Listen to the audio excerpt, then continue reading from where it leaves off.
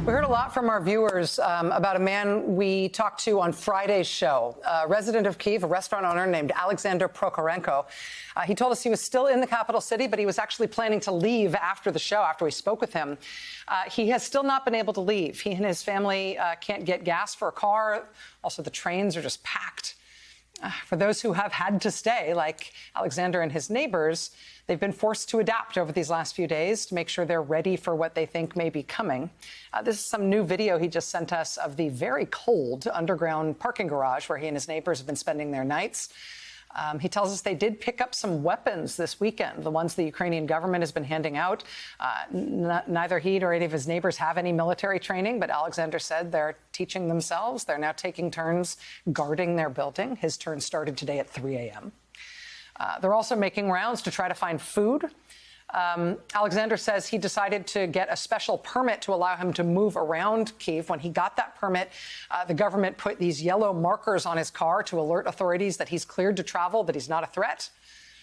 Still, though, people manning checkpoints aren't taking any chances. He's been stopped and checked repeatedly. In this case, he thanked the armed forces that stopped him, took a photo with them. He called them "my guys." Alexander is using his ability to drive in the streets of Kyiv to help. He's driving neighbors to the train station, buying groceries for people. Here he is driving neighbors to the train, going to a nearby cafe to pick up food to donate. You can tell that not a lot of people have gotten permits to move around, or people who've, not a lot of people have stayed if they could leave. The streets, as he shows us here, are empty.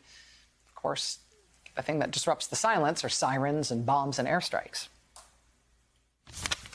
They're attacking Kyiv. Everywhere we just heard a big explosion, like a huge one. Yes, we have to run because of the airstrikes. They just went up to the apartment to get some, rest, because there wasn't any bombing. But you have to go now.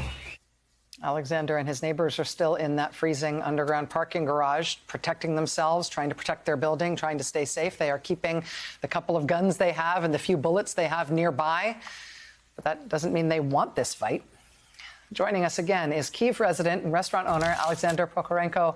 Mr. Prokorenko, I'm happy to see you. I'm sorry you're still there. Thanks for being with us. Hi, Rachel. Hi.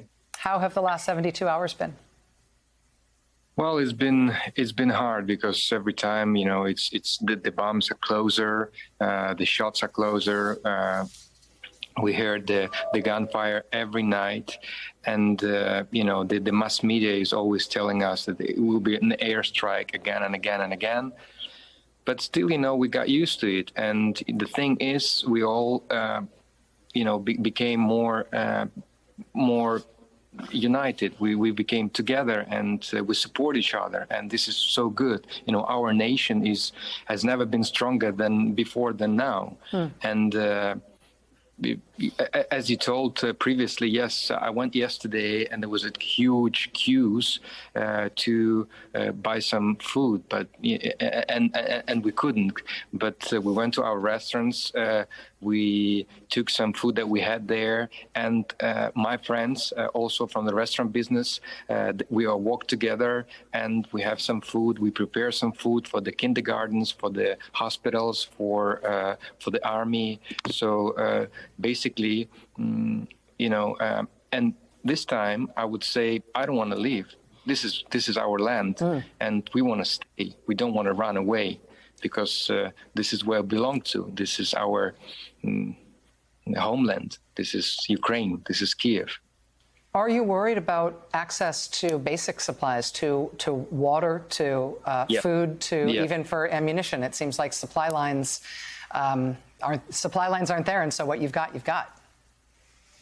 Yes, we are worried, but I hope, and I believe that our president and our major will cope with that, because that will be a big problem. Because yesterday, even to the drugstores and the supermarkets, I couldn't.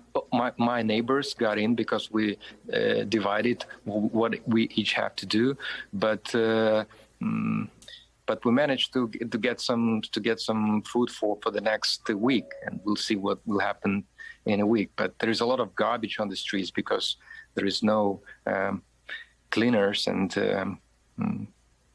This is, and the city looks like a mess, but people, we strongly believe because of our President Zelensky, he gives us so much hope because he talks to us, and every time he saying what he did and how he did, and we're never been stronger than before. And I would say, let's NATO join us, not us join NATO. So I think that sentiment is something that a lot of people can identify with right now. Alexander, I know it's 5 a.m. right now, and this is a stressful time, but I'm going to warn you right now that we're going to keep asking you to come back to keep us updated on you and your family and your friends. Godspeed. Good luck. Thank you. Thank you very much. Thank you.